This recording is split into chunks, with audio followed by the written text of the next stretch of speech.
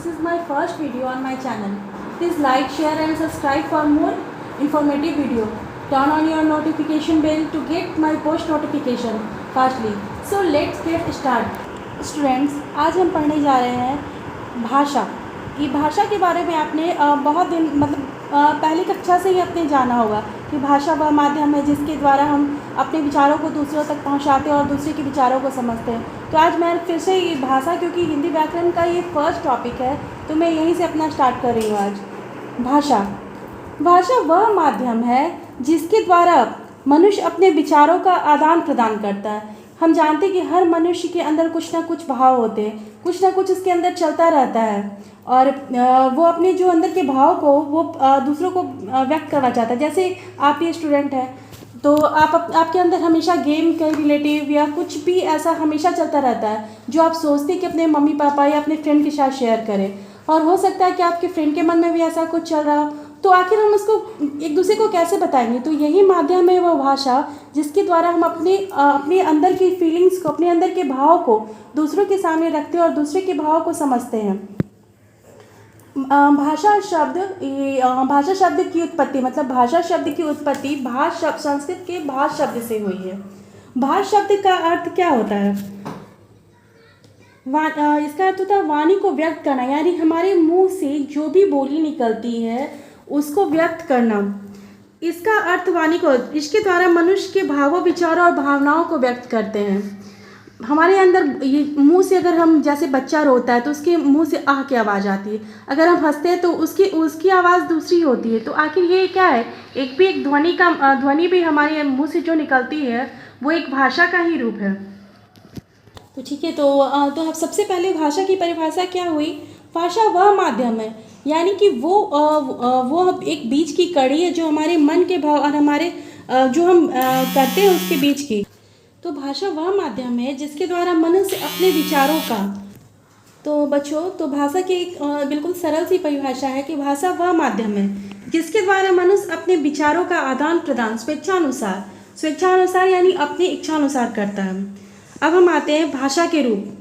भाषा के हम लोग जानते हैं कि भाषा के दो रूप हैं, पहला मौखिक भाषा और दूसरा लिखित भाषा। तो मौखिक भाषा किसे कहते हैं? तो मौखिक भाषा का वह रूप है जो क्या है, मुंह से बोले जाने वाली भाषा को मौखिक भाषा कहते हैं। इसे हम कथित भाषा भी कह सकते हैं क्योंकि ये उच्चारित की गई है। जैसे मान लीजिए कि आप स्कूल में अपने असेंबली में जाते हैं, वहाँ अगर असेंबली में हो सकता है कोई आपके स्कूल में इवेंट ऑर्गेनाइज किया गया है या कोई कार्यक्रम हो, तो आपको टीचर्स बताते हैं या प्रिंसिपल आपको बताते हैं कि आपके स्कूल में ये इवेंट है, आपको ऐसे पार्टिसिपेट करना और ये करना है। तो ये क्या हो गया? ये भाषा का वह रूप है। तो ये आपको क्या हुआ? ये आपको लिख के नहीं बताया गया, बोल के बताइए आपके प्रिंसिपल। तो ये क्या है? ये भाषा का मौखिक रूप है। अगर इसी बात को आप इस इवेंट के बारे में आप घर जाके अपनी मम्मी को बताते तो भी क्या हो गया? वो भाषा का लिखित रूप है। और मान लीजिए अगर आपकी वो कार्यक्रम आपके स्कूल में किस तरह से प्रस्तुत करना है, अगर आप इसे कागज़ पे लिख के अपने टीचर्स को बताते हैं तो वो भाषा का क्या हो गया? लिखित रूप हो गया।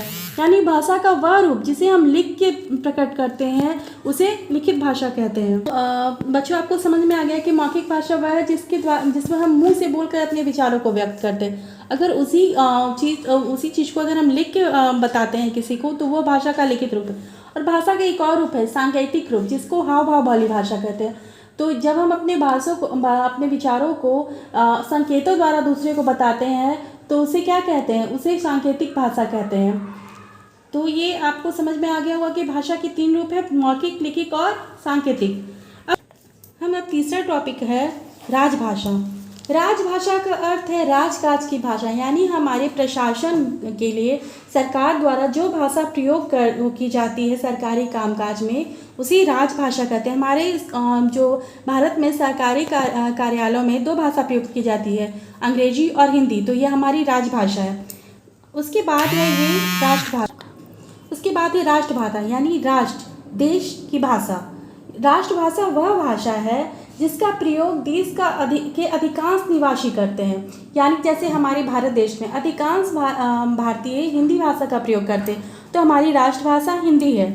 उसके बाद हम आते हैं मातृभाषा।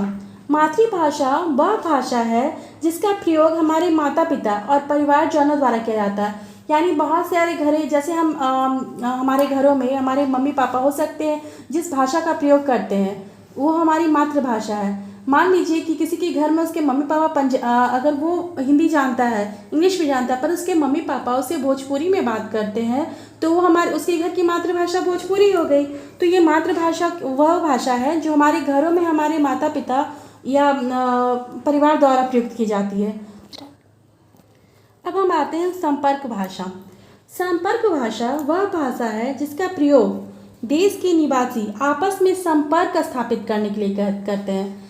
जैसे मान लीजिए हम लोग के देश में बहुत सारी भाषा के लोग रहते हैं, कोई अंग्रेजी बोलता है, कोई हिंदी जानता है, कोई बंगाली है, लेकिन क्या है एक कॉमन भाषा जो जिससे हम लोग एक दूसरे से संपर्क स्थापित करते हैं वो हम लोग के देश में इंग्लिश है और हिंदी है। क्योंकि क्या है अधिकतर ये ऐसी कॉमन भाषा है जो सभी जानते हैं और इसके द्वारा ही हम एक दूसरे से संपर्क स्थापित करते हैं। तो ये संपर्क भाषा ये हुई कि जिसके द्वारा हम आपस में संपर्क स्थापित करते हैं देश के निवासी। उसके बाद है हमारी मानक भाषा। तो मानक भाषा उसे कहते हैं कि जिस भाषा का प्रयोग शिक्षित मनुष्यों द्वारा या विद्वानों द्वारा स्वीकृत किया जाए उसी भाषा का मानक रूप कहते हैं। बच्चों आज मैं अपना वीडियो यहीं पे समाप्त करती हूँ। इसके बाद मैं वाले वीडियो में मैं बोली और भाषा के बीच अंतर और बोली किसे कहते हैं वो बतलाऊँगी। तो बच्चों अगर आपको मेरा ये वीडियो पसंद आ रहा हो तो प्लीज़ इस मेरे चैनल को सब्सक्राइब कीजिए, कमेंट कीजिए। अगर आपको इसी तरह का कोई और वीडियो चाहिए तो प्लीज़ कमेंट करके बताइए ताकि मैं इस पर वीडियो बना सकूं। धन्यवाद।